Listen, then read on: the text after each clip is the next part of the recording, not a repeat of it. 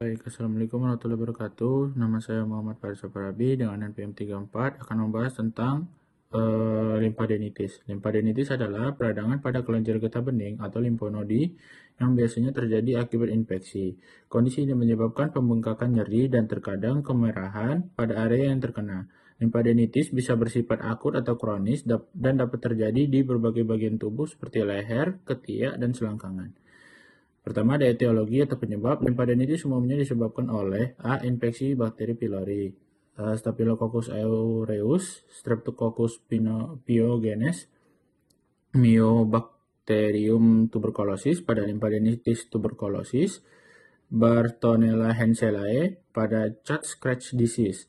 B. Infeksi virus, Epstein-Barr virus atau EBV, mononucleosis infecciosa, cytomegalovirus, CMV atau HIV. Yang C. Infeksi jamur dan parasit, Histoplasma capsulatum, Toxoplasma gondii. Dan D. Penyebab non-infeksinya, penyakit autoimun misalnya lupus, rheumatoid arthritis, kanker, limfoma, leukemia, dan metastasis. Yang kedua ada gejalanya.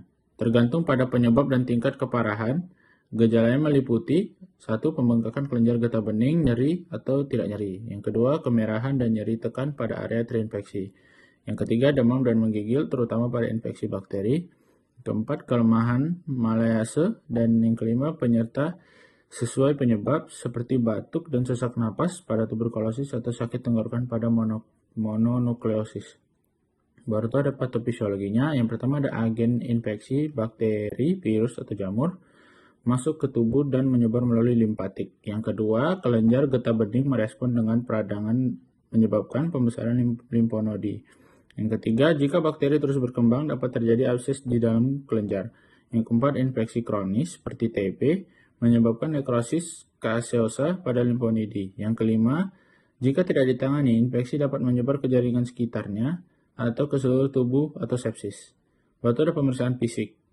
Pembesaran limfonodi bisa nyeri atau tidak nyeri. Baru yang kedua ada konsistensi limfonodi, lunak atau nyeri, infeksi akut, keras dan tidak nyeri, kemungkinan keganasan atau TB. Kemerahan dan peningkatan suhu kulit di sekitar kelenjar, tanda-tanda infeksi sistemik seperti demam tinggi dan malaise. Kemudian ada pemeriksaan penunjangnya, yang ada pemeriksaan darah, seperti darah lengkap, peningkatan leukosit pada infeksi bakteri, baru itu ada laju endap darah atau LED, dan CRP meningkat pada infeksi dan inflamasi. Yang kedua ada kultur dan tes serologi. Aspirasi atau kultur cairan limfonodi untuk mengidentifikasi bakteri penyebab. Baru itu ada tes serologi untuk virus, EBV, CMV, HIV, dan toxoplasma.